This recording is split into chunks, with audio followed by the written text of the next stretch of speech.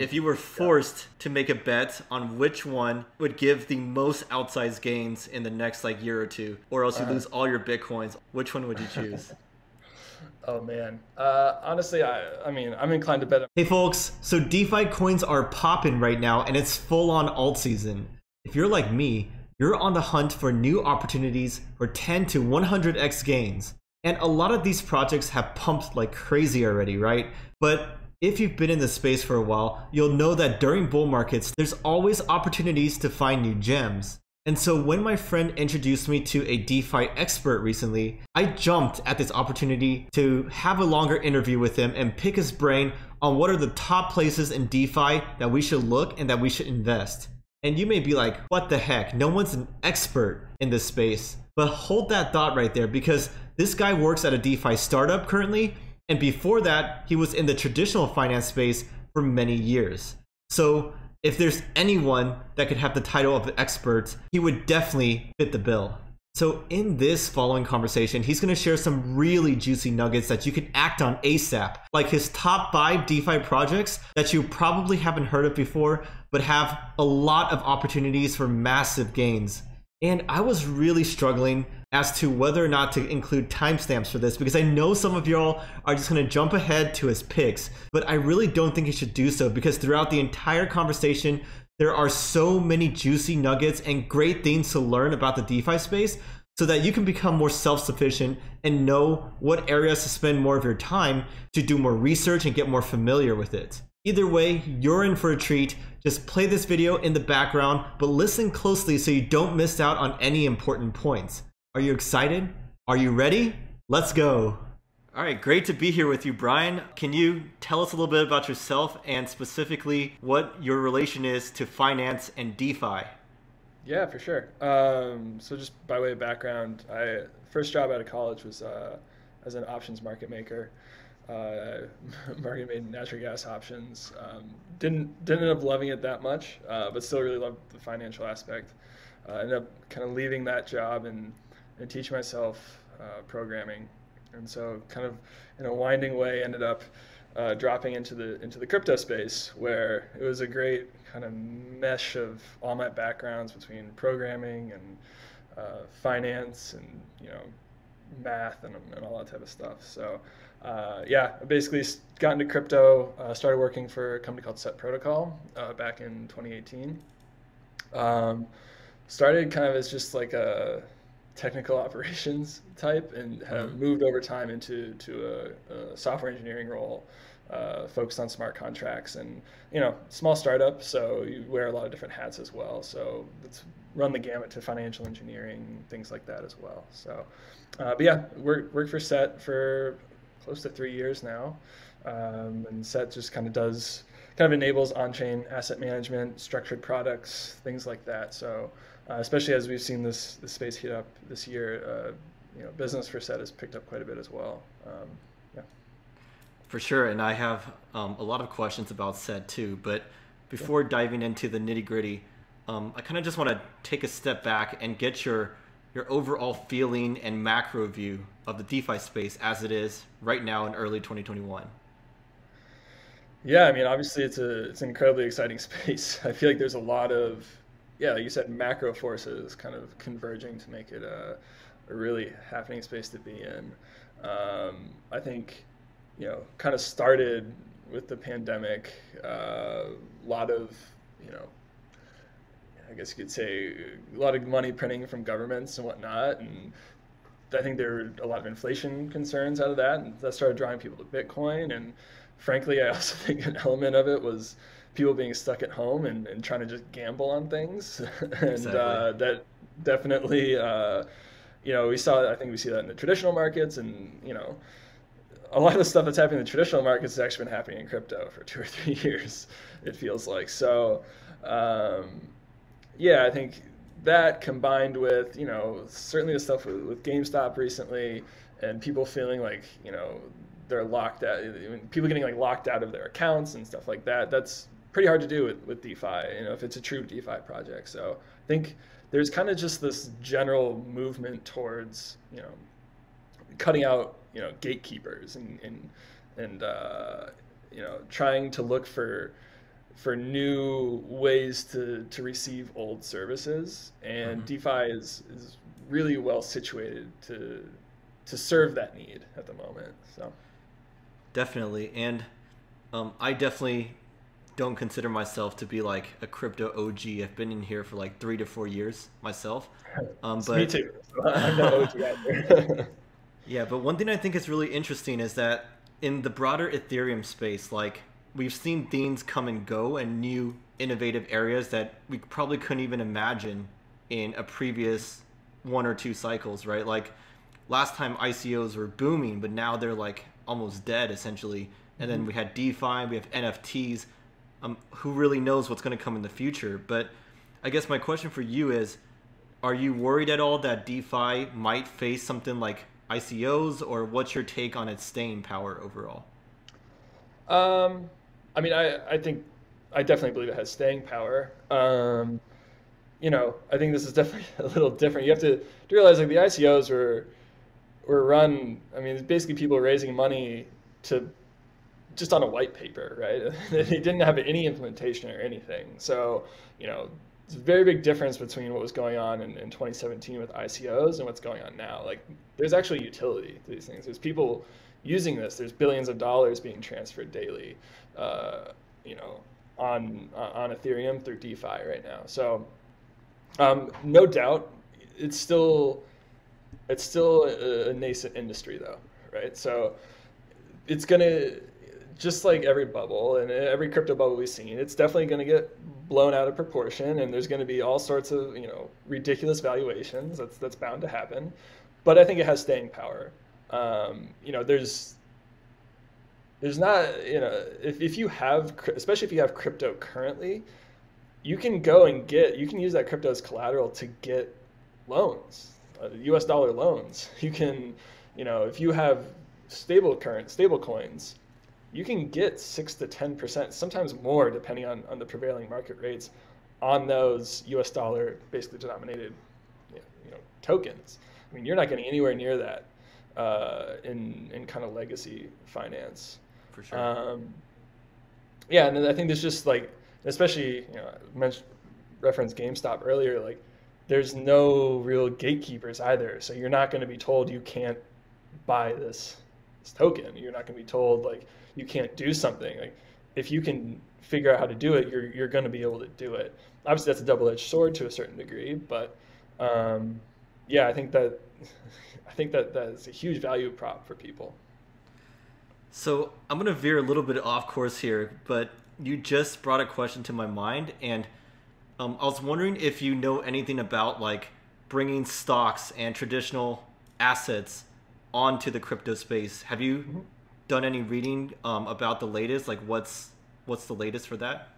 Yeah, I think, I mean, the thing that's going to happen most in the short term with that is going to be through like synthetic type protocols. So protocols that, you know, have some sort of, you know, receive some sort of price and basically give like a token that value within their protocol. If that kind of makes sense.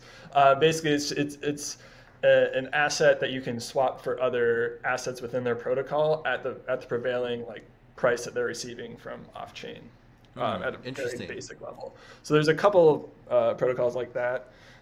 Synthetics. I'm trying to remember. I think it's Terra or Mir. I think they're both the same thing. I'm not entirely sure of their relationship, but Synthetics is the big one. They've got, you know, I don't know how big their token is. Their token's got to be over $1 billion. Synthetics is pretty big, yeah. It's one of the biggest ones. Yeah. They've been around for a while too. They were actually one of those original ICO types, but they actually followed through what they were doing. That's great to hear. They're actually a pretty impressive team. So awesome. To kind of like finish on your question though, I will say, like, I think at some point you will have other solutions where it's, you know, somebody taking custody of maybe some shares of Apple and tokenizing them on chain, and then you can do some sort of transfer of value with those on chain, and that would actually be backed with the shares that may be traded on, you know, NASDAQ or something like that, right? Or trade, yeah. Really But for fascinating. now, I think that the earliest thing is going to be these kind of synthetics type solutions. Yeah, I can't wait for that to happen, because then the vision that you outlined about like no gatekeepers for trading at all, and other traditional assets brought on chain Yeah. too, then everything's open, everything's fair Will be play. interesting. The synthetics, because if you think about it, synthetics, it's just a number changing. Actually, it's not like you're actually buying the shares. So some of the stuff like what happened with GameStop, you wouldn't actually be able to do with the synthetic. So it's not until like Mm, the actual shares are reported on chain that I see. some of those types of things could take place. Like you could be able to get around that, I suppose. But yeah, I mean, I think it's going to happen at some point. People have been talking about securitization, I think, for 2 or 3 years, and it's bound to happen. It's just kind of still regulatorily an unexplored space, and what the implications are of it on like of a security on an immutable blockchain is kind of weird. So Yeah, exactly. Um, awesome. That's so fascinating. We'll definitely be following that as it matures. But another thing is, so everyone in crypto, we love moon missions, right? But we also like to be a little bit more grounded in this channel and with our audience too. So I wanted to ask you your thoughts on some things that may be holding back DeFi right now, like gas fees, crazy. I can't even buy these yeah. tokens that you're about to share with us, and UX perhaps. Like, what are your top like 2 or 3 hurdles, and what is your like gut feeling about where they're headed? Yeah, well, honestly, the two you just named are definitely the top two on my mind. Gas fees are, like you said, kind of crazy, and it's only gotten worse as ETH prices appreciated.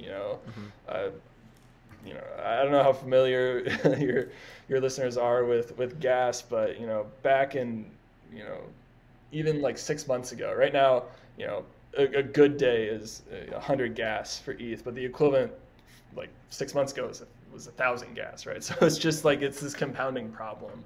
Right. Um, I think there's definitely solutions on the way. There's obviously ETH2, but that's still a little ways away. There's some L2 scaling solutions. So those are brief overview. L2 are basically little kind of like side chains that get hooked onto Ethereum.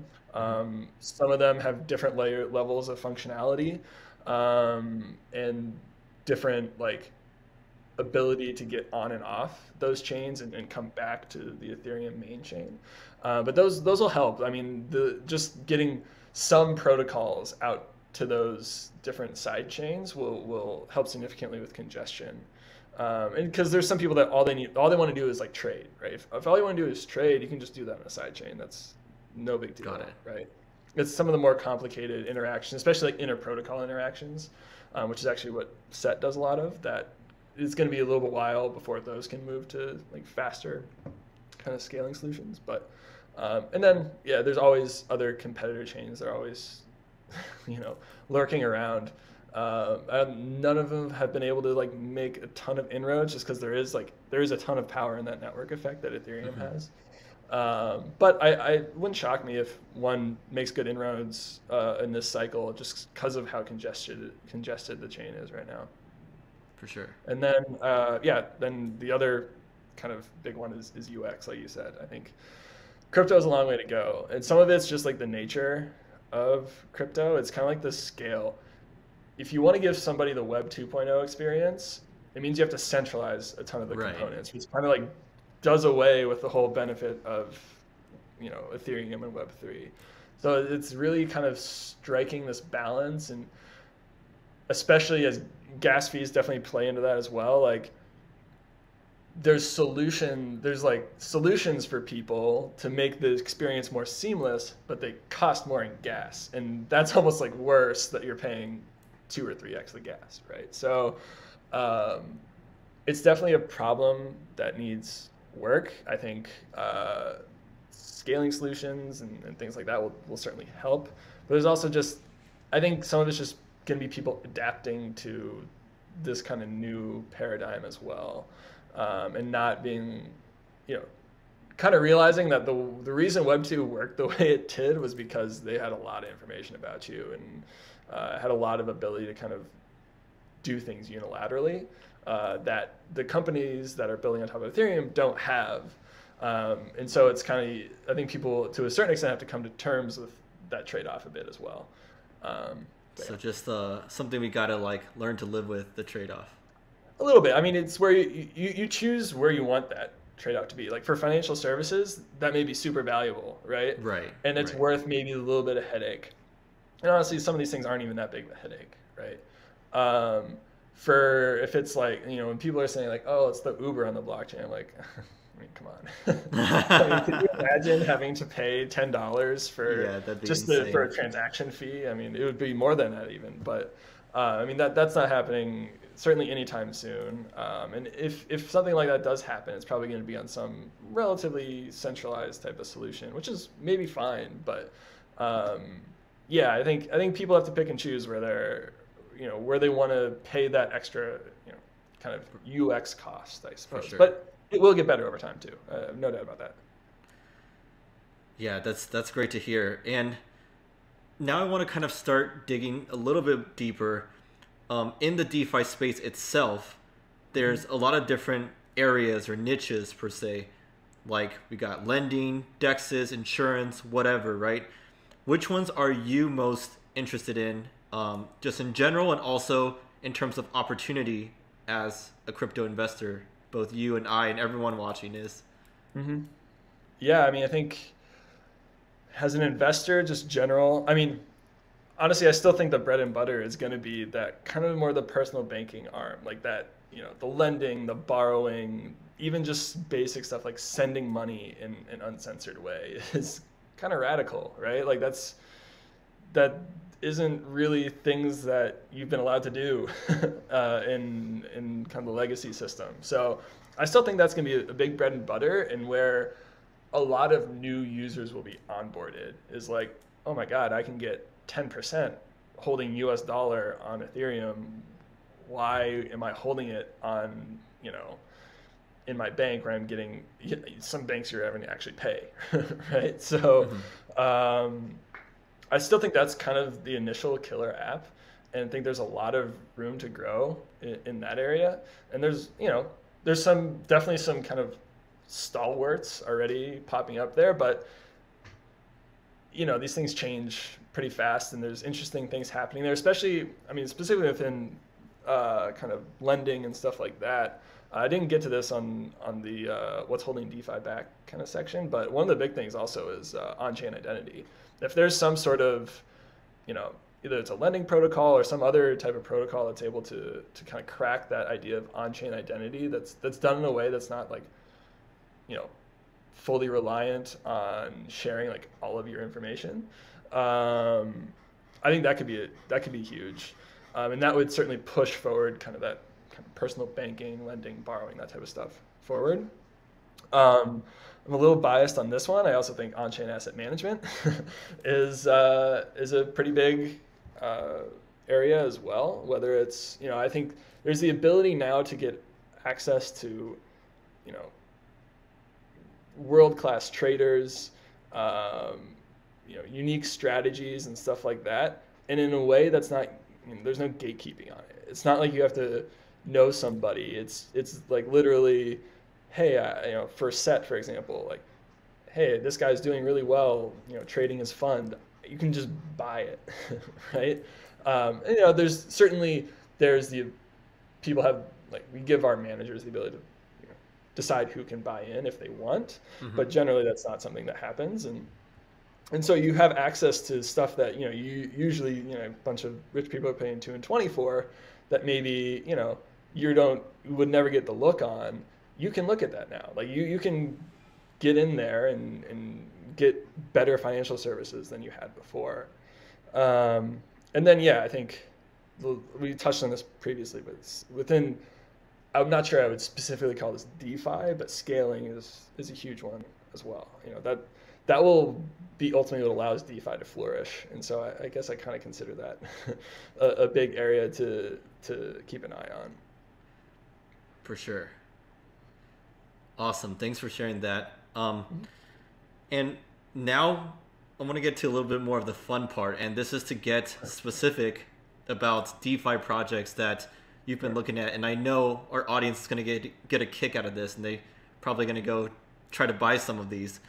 But before this conversation, you kind of shared with me a handful of different smaller, lesser known, at least right now, DeFi projects. Can you just touch on each of them separately, and I guess real quick what they're about and why you like them specifically? Yeah.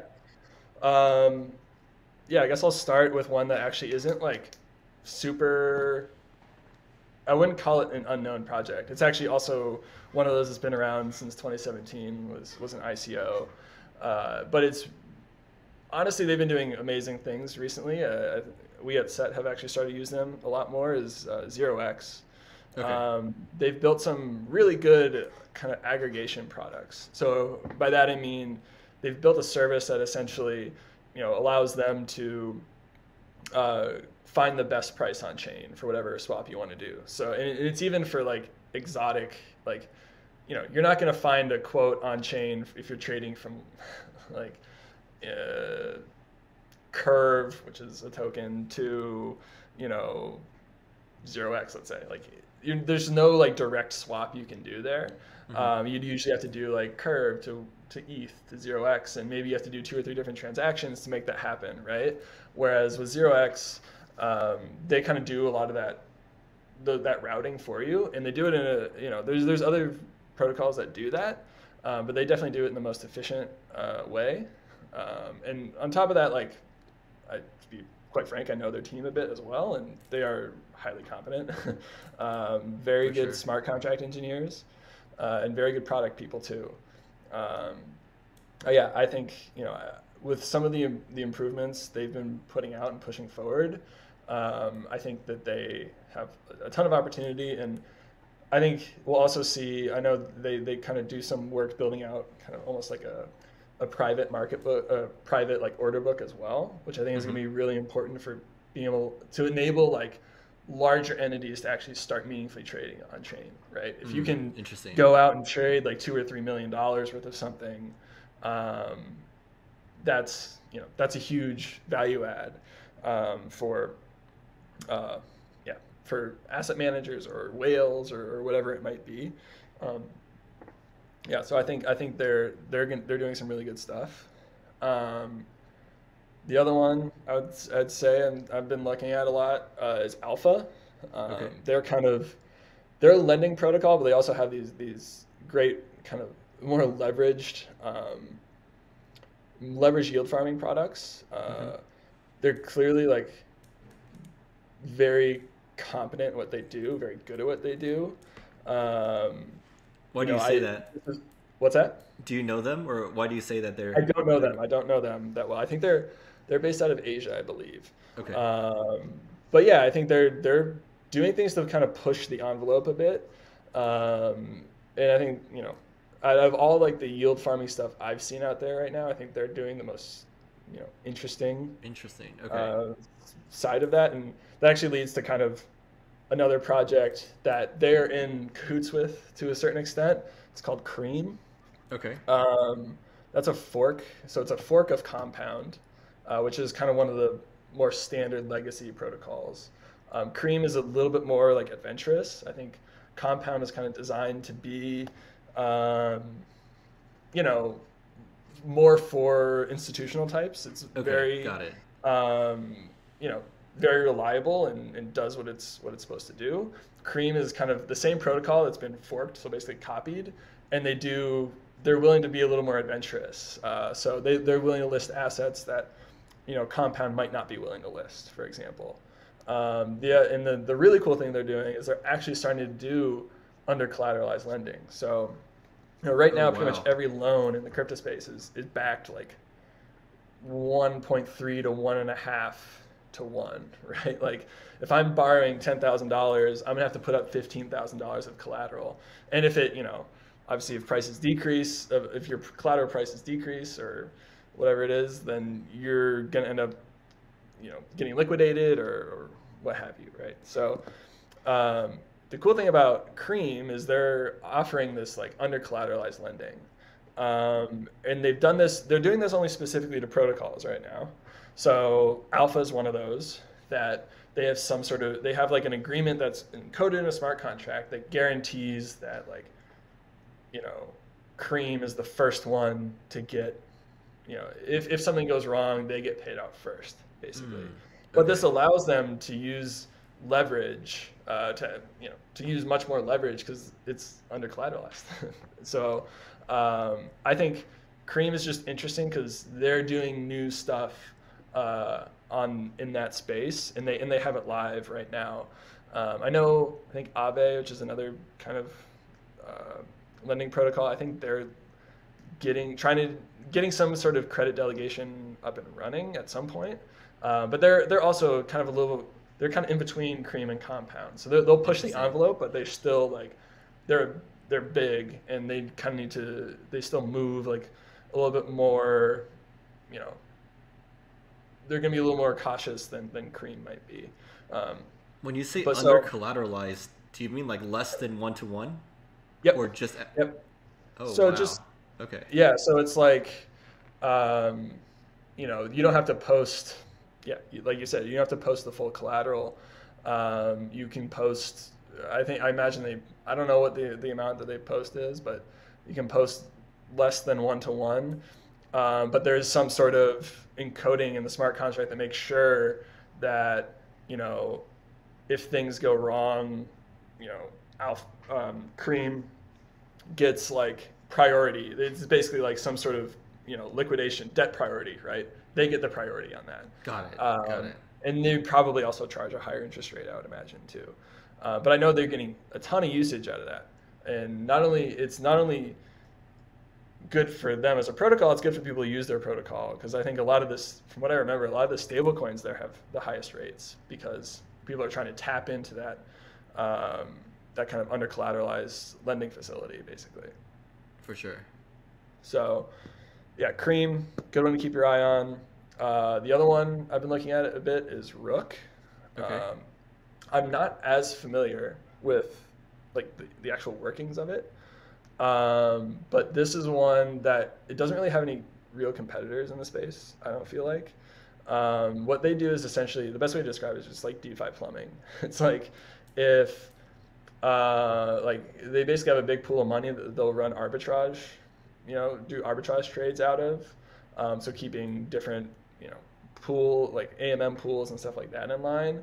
They'll also do, they just released kind of limit orders, which is an interesting idea on chain because there's not really, it's not like there's a database to just necessarily store limit orders in and then like I can just unilaterally execute the order. Like that's actually kind of a complicated process on chain. And so they have enabled this recently, and from what I understand, it works pretty well. But they also just, you know, to be quite frank, they just make a lot of money doing what they do.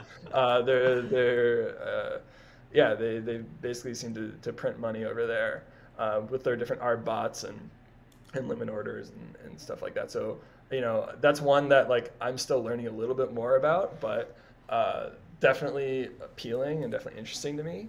And then the last one, and this is one I'm intimately familiar with. To full disclosure, I definitely have a bag here, and it works very closely with Set, is Index. And that's one that is building basically like, started out as just indices, but it's also starting to build other kind of structured investment products. So the flagship product is the DPI, which is basically a DeFi index. So all the kind of top tokens in DeFi, so you know the Aaves, Compounds, Synthetics, Uniswap, all those in an index. That's, I think, it's up to like 125 million in AUM now, and it's got definitely the best on-chain liquidity.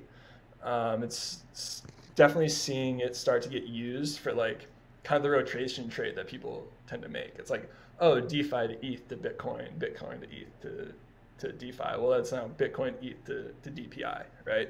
So it's definitely getting a lot more usage, which is great. And Index, the DAO Index Co-op gets basically a streaming fee. So some sort of, usage-based fee of like some percent of the AUM, is I guess the best way to put it. But I think in the future there'll be other ways to kind of make money on that, just by like lending out components or doing stuff like that, that may yield better returns and actually don't really have any sort of cost to the user of the product itself as well. So there's that, and there's a couple other products in the pipeline. The ability to get tokenized leverage, which is kind of cool, because right now everything on chain you have to maintain your own. Like if you want to go 2x long ETH, you have to maintain your own leverage.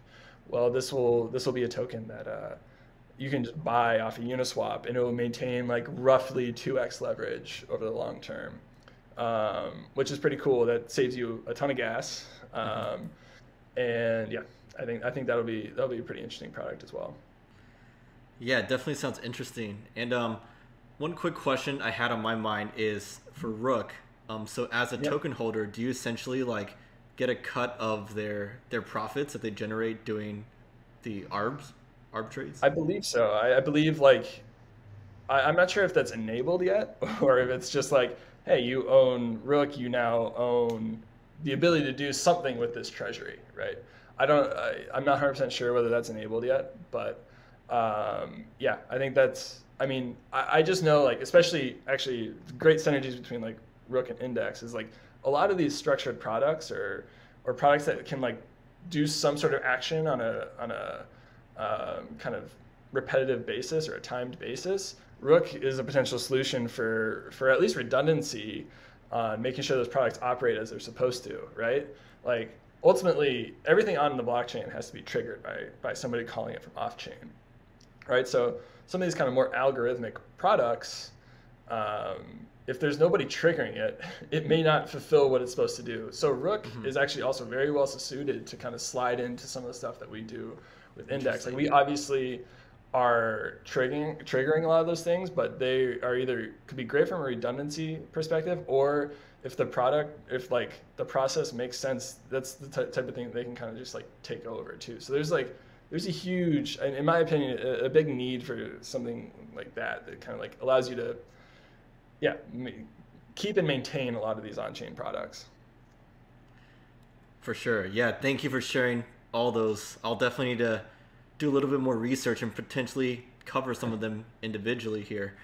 But now I want to kind of ask you a fun question here, and that is, out of all your DeFi specific bags that you have, if you were forced to make a bet on which one would give the most outsized gains in the next like year or two, or else you lose all your Bitcoins, which one would you choose? Oh man, honestly, I mean, I'm inclined to bet on myself, so I think Index is gonna do that. I do genuinely think like stuff like the DPI, that is a way that people who don't know DeFi or don't have the time to spend like in these products, but know it's like, oh, this is a really interesting idea, I want some exposure. Like that's the people that are buying it, and that's the market that's coming over the next year, right? It's just like these people who aren't totally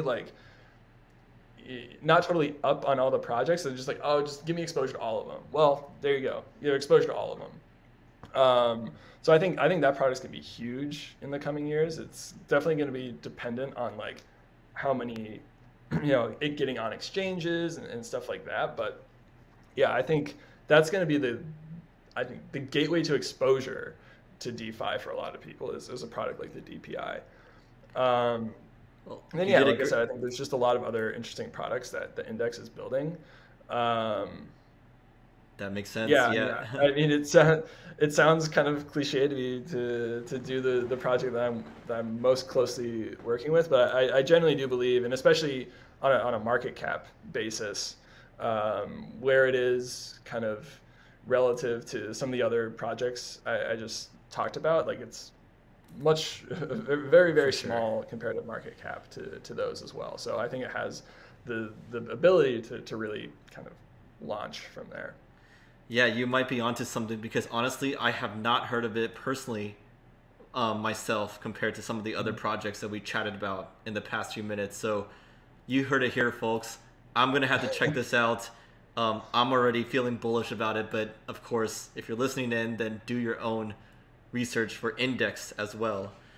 Now let's shift gears and touch a little bit on TokenSets, because I'm pretty sure most of the people listening probably haven't dug too deep, and maybe they already use it, but what is it all about, and how can people use it, and why should they use it? Yeah. So it's basically like on-chain infrastructure for asset management. So it runs the gamut, right? It's from something that, you may not use like yourself, but you will use products that are built on top of it, like the DPI built on top of set protocol, right? Or you may actually use it like I think one of the most interesting use cases right now that we're seeing is, I mean, I don't know about everybody else, but the last couple of months, it's just friends coming out of the woodwork like, hey, what should we be buying? Blah, blah, blah, It's like the cool thing about TokenSets is you can literally just kind of spin up your own fund, have your friends dump their money into that fund, and you just, like, any trades you make get copied for them right away. So I think, like, as far as like a purely kind of just like personal use, I think that's one of like the kind of interesting use cases, at least I've found to be very relevant in the last couple months. On top of that, like I said, it then goes to more like business. There's like kind of this B2C and B2B side of things, right? Okay. There's Index Co-op is essentially is a business that's built on top of set protocol that builds products that are now customer facing, right? Interesting. Yeah. So the the DPI is one of those. Is definitely a product that if you want broad DeFi exposure, I'd definitely recommend looking into that. For sure. But yeah, I think it's just one of those things that's going to pop up more and more like over time as we continue to have. We get a lot of inbound from people that are looking for ways to trustlessly like manage funds, whether it's other DAOs, other projects that want to spin up like some sort of fund. I think we're just seeing a lot of people that want to be able to connect with whether it's like their financial customers or some way or like an audience. I mean, one of our most successful sets right now that's just kind of started from nowhere is kind of like a crypto trader who just decided to start running his own set to like put down a track record and then have a way to interact with his kind of followers, and it's up to like $1.4 million in it, and it's gonna keep. I have a feeling it's gonna keep growing because he's done incredibly well as well the last 2 weeks. I think he's up like 70 or 80%. But yeah, like there's so many, like it's kind of just opening up that financial services or asset management space to anyone, and I think we're most excited about is just what people are going to come up with, because it's kind of like you put the technology in people's hands and see where they go with it. So just to recap, per my understanding of TokenSets is that you spin up a set and you buy like those Index, Alpha, Cream, Rook, and inside your set, and then that has a token associated with it, like BRN token or something, and people just buy that token essentially. Yeah, well, you what you can do is just mint the token directly, right? So let's say I start a set, say like, hey, I'm going to start a fund. I might start it, it's going to be an alt ETH, right? To start. Then you can come and just bring your ETH and you just deposit it into the fund and you get shares, right? Oh, okay. You get a piece of the pie. And then at some point I'm like, you know what? I think, Index or Rook or Alpha is going to take off. So I trade into those. And now your ETH that you put in there, some portion of that has been traded into Index and Alpha and Rook, right? So those basically it's a way for you to copy trade exactly what I'm doing. That's at like the most basic level of what it's doing, but it's not just trading, right? It could be yield farming. You could run yield, like if you're like, hey, I'm gonna go get you like 30% a year yield farming, working the land. You can do that. You can just like mint some Uniswap token and LP token and go stake it somewhere and get whatever token you get back. and sell it off if you want. Like, the way to think about it is it's basically like a shared wallet that one person has control over, but you can also put restrictions on the things that that person can do. Sure. So it essentially allows, basically just allows you to delegate, all some of the headaches that is DeFi onto somebody else and still achieve some of those returns. And I forget if you mentioned this, but does TokenSet or Set Protocol have a native token? It does not. No, we're one of the few, I feel like, remaining original kind of DeFi protocols that doesn't. It's like us and DYDX. Okay, got it. Which is another interesting protocol.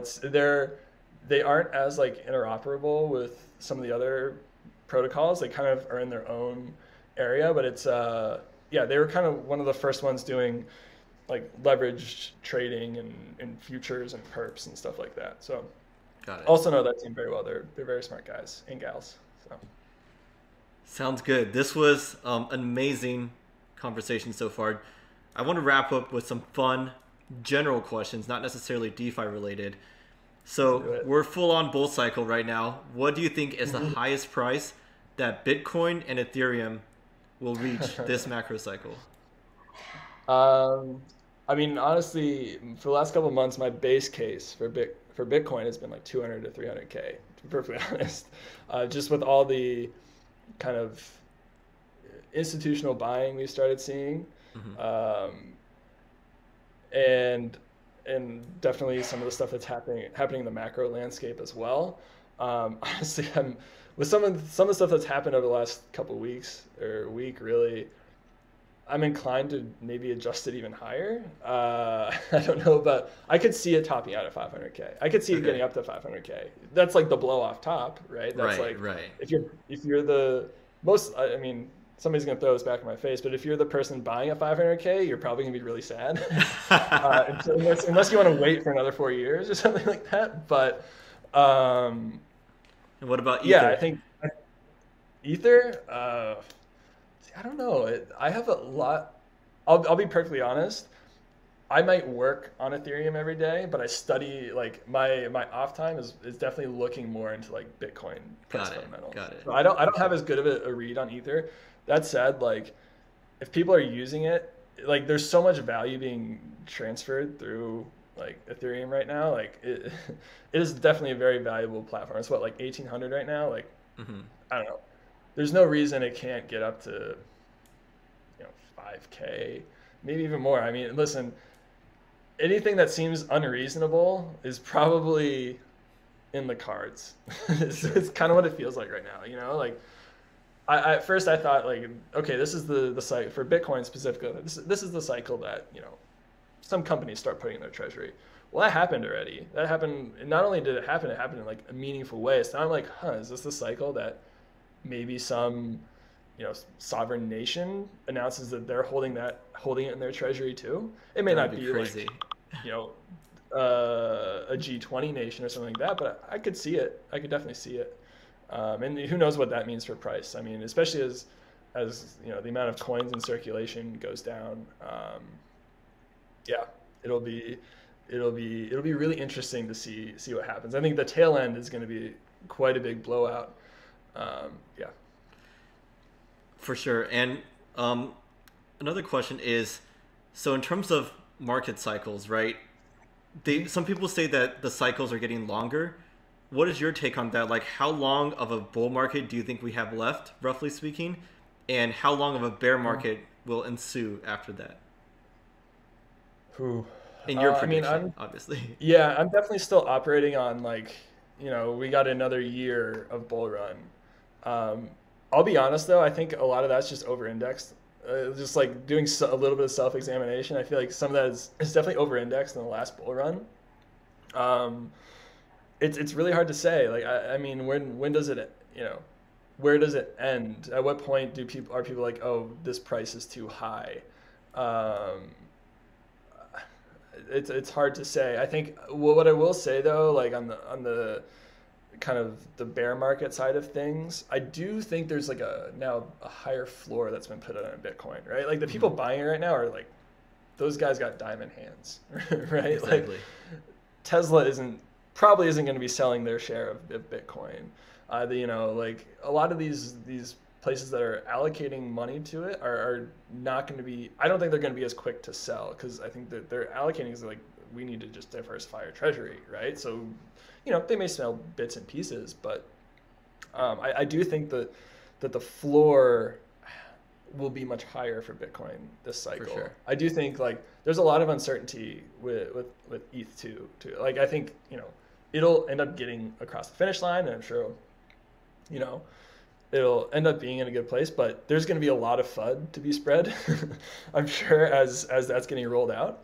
And it's still just not as mature as of a chain, right? And Right. there's all sorts, and because of the other thing to keep in mind with Ethereum is it's so dynamic, right? There's so many different, the incentive structures are so kind of complex, between like the miners and the people that are actually doing stuff on chain, and then on top of that, there's just like, you know, what if there's a massive hack, right? Much more likely on Ethereum of somebody that, you know, hacking some protocol that has a bunch of ETH in it and then just dumps it on the market, right? Like that's a possibility.